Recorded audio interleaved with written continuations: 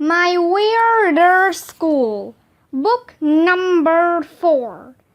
Mr. Burke is Berserk. Written by Dan Gutman. Pictures by Jim Pallot. Chapter 7. Gold Fever.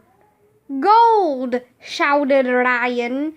"Gold!" shouted Michael. "Gold!" shouted Neil the nude kid. "Gold!" I shouted. Just in case you were wondering, we were all shouting gold. Kids from every corner of the playground came running over to see what was going on. Mr. Burke found gold! Mr. Burke found gold! Mr. Burke found gold! Just in case you were wondering, lots of kids were talking about how Mr. Burke found gold. Everybody crowded around him as he held up the chunk of gold. "Well, I'll be dogged," Mr. Burke said. "My great-great-grandpappy lived over yonder back in '48.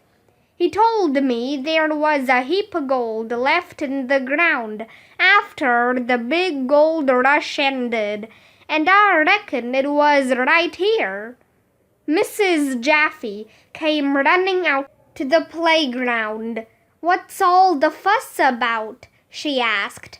"Mr. Burke found a piece of gold where the monkey bars used to be," I told her. "I always figured there was gold down there," he said, "but I couldn't get at it on account of them dang monkey bars. Is it okay with y'all if I do a little digging out here?" "You betcha," said Mrs. Jaffe. "Dig, baby, dig." Our reading specialist, Mr. Mackey, came running out of the school. He was pushing a wheelbarrow. "Did somebody say gold?" he asked, all excited. "Where did you get a wheelbarrow?" Ryan asked Mr. Mackey. "From Rent a Wheelbarrow," said Mr. Mackey. "You can rent anything." Suddenly, the other teachers came running out of the school. Miss Coco, Miss Holly, Mr. Docker, Miss Small, all of them. They were wearing overalls and miners' helmets. Some of them were carrying pickaxes, shovels, and pans. I guess they rented them. "Yee-haw!" they were all shouting. "Gold!" Don't any of you have classes to teach?" asked Andrea. "Classes?" shouted our librarian, Mrs. Rupee. "Who cares about classes? There's gold in them thar hills, and I'm a-fixin' to fetch me some, dag-nabbit," said our speech teacher, Miss Laney. "Yee-haw!" shouted Mr. Granite. "Why is everybody suddenly talking like it's the Wild West?" I asked. "'Cause we got the gold fever, young feller," said Mr. Mackey. "It drives a man crazy, I tell you. Crazy." "I'm crazier than a run-over coon," shouted our health teacher, Ms. Leakey. "I'm crazier than popcorn on a hot stove," shouted Mr. Granite. "Yee-haw!" shouted Ms. Coco. "Grown-ups are weird." The teachers started digging holes all over the place and saying words I never heard of, like tarnation and varmint and ornery. Me and the other kids just watched them. At least it was better than going to class. "I found me a nugget, y'all," Miss Holly suddenly shouted. "Yee-haw! A chicken nugget?" I asked. No, a gold nugget. That's funny. I always thought nuggets came from chickens. We all gathered around to look at Miss Holly's nugget. Look at the way it shines, she said. That there nugget is as purty as a snake on stilts, said Mrs. Rupee. I reckon this may be the biggest gold strike in over 100 years, said Mr. Burke. The teachers let out a big yee-haw and started digging all over the place with even more excitement. I found one too, shouted Miss Small. So did I, said Mr. Granite. They were all uncovering gold. That's when a big black car pulled up to the playground. And you'll never believe who got out of it. It was Mayor Hubble, and he was coming over. Suddenly, all the teachers stopped digging. Mayor Hubble was staring at the teachers. The teachers were staring at Mayor Hubble. The kids were staring at the teachers and Mayor Hubble. Everybody was staring at each other. You could hear a pin drop. I was sure Mayor Hubble was going to tell them to stop digging and go back to class. But he didn't. Dig, he hollered. Keep digging. Chapter 8. Gilver. When I got to school the next day, the front door was locked. I went around to the playground, and it was filled with teachers. They were digging holes with shovels, pickaxes, and all kinds of mining equipment. I met up with the guys and Alexia. Mrs. Rupee came by on a donkey. Where did you get a donkey? Alexia asked her. It's not a donkey, Mrs. Rupee said. It's a burro. His name is Joe's. Where did you get a burro? Michael asked. From Rent-A-Burro, she said. You can rent anything. As we got closer, we saw the weirdest thing in the history of the world. Mr. Mackey, Mr. Burke, Mr. Docker, and Officer Spence all had long beards on their faces. None of them had beards the day before. How did you grow a beard so fast? Ryan asked Mr. Mackey. It's the gold fever, he replied, a crazy look in his eyes. It does that to a man. We sat and watched the teachers digging. They were all shouting, yee-haw, and calling each other partner. That's when annoying Andrea and Emily came over. This is terrible, Andrea said. The teachers should be inside the school helping us learn things, not out here digging for gold. That's right, said Emily. What is their problem? Can you possibly be more boring? Asked Alexia. Yeah, take a chill pill, I told Andrea. We get a day off from school. Mr. Burke seemed to know a lot about gold mining, and he was telling the teachers where to dig and what to do. I reckon we need to dig a deeper hole to get at the gold, he told them. Fetch me the dynamite, fellers. They're going to blow a hole in the playground? Asked Andrea. That sounds dangerous. Is violence really necessary? What do violins have to do with it? I asked. Not violins, Arlo. Violence. Mr. Burke and Mr. Mackey dug a deep hole. where the monkey bars used to be, and put sticks of dynamite in there. Then they stretched a wire from the hole to the other end of the playground. "Y'all cover your ears now," Mr. Burke hollered. Then he yelled, "Fire in the hole," and pushed down on this handle thing that looked like a bicycle pump. We all covered our ears. Boom! There was a huge blast.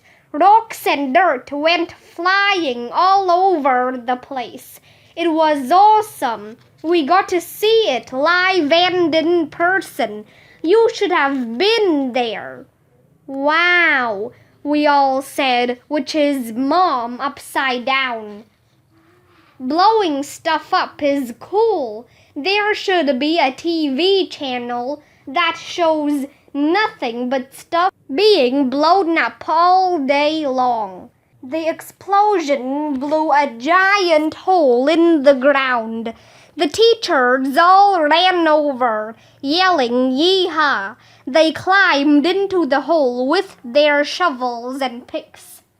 "You kids wanna come down into the mine with me and poke around?"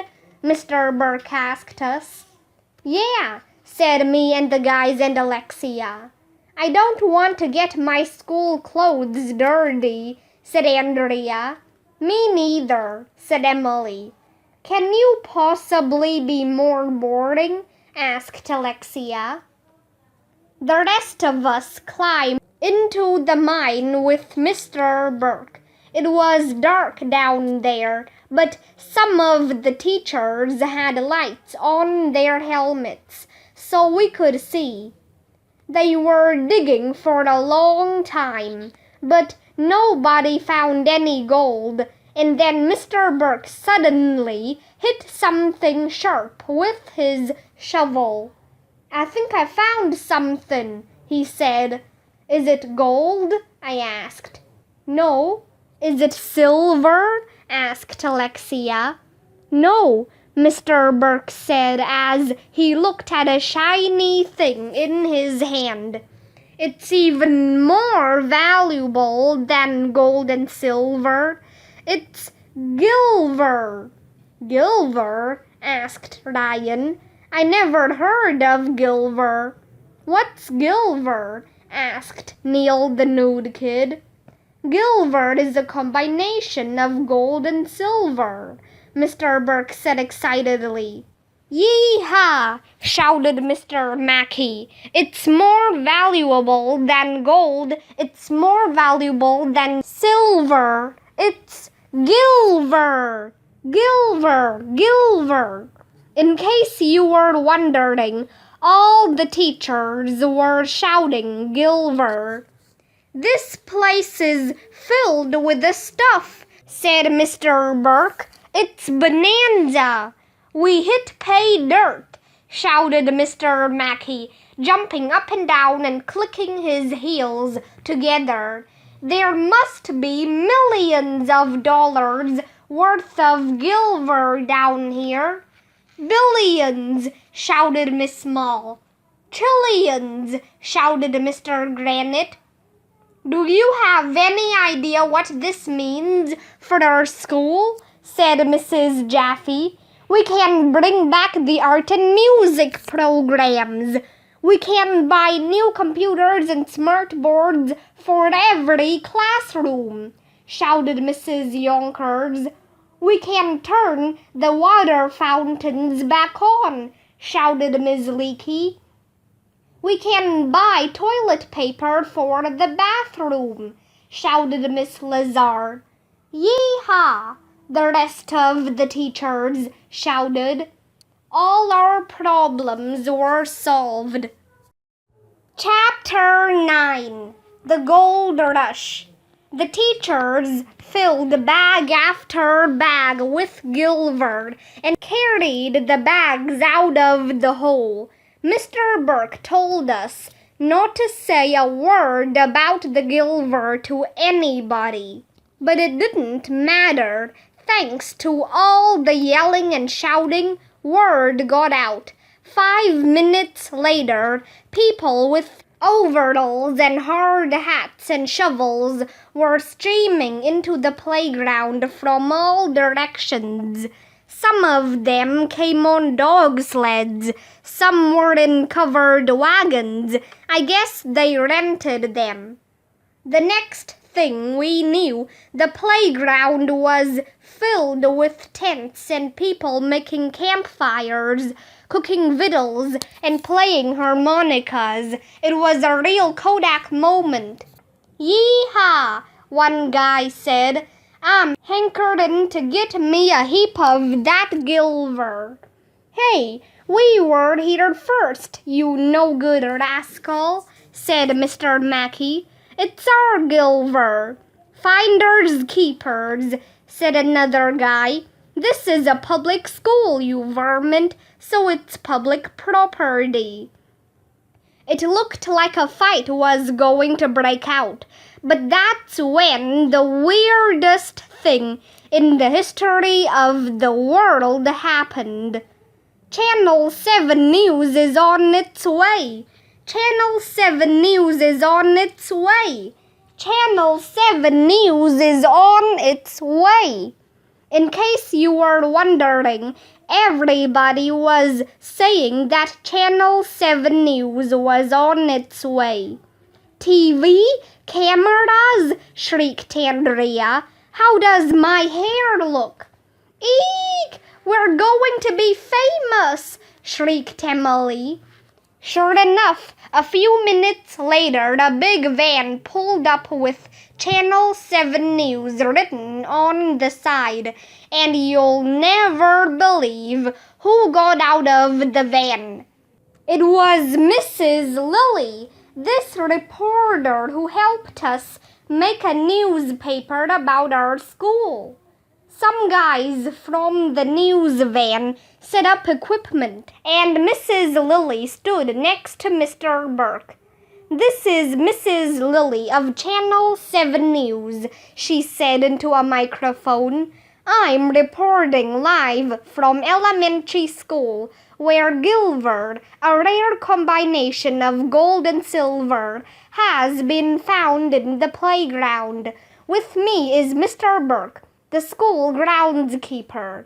You were the one who discovered the Gilver, Mr. Burke.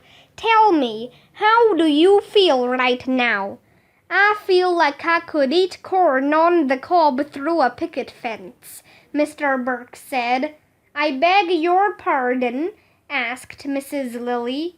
What I mean is, right now I could just about hit a bull's backside with a handful of banjos. I'm sorry, I don't understand, said Mrs. Lily. All I'm saying is, I feel like I could bluff a buzzard off a meat wagon right now. Huh? Said Mrs. Lily. I have no idea what you're talking about. What's the matter, ma'am? Asked Mr. Burke. Don't you speak English? Mrs. Lily was going to ask Mr. Burke more questions, but you'll never believe in 1,100,000 years who came running in front of the camera at that moment. I'm not gonna tell you. Okay, I'll tell you. But you have to read the next chapter first. So na-na-na boo-boo on you.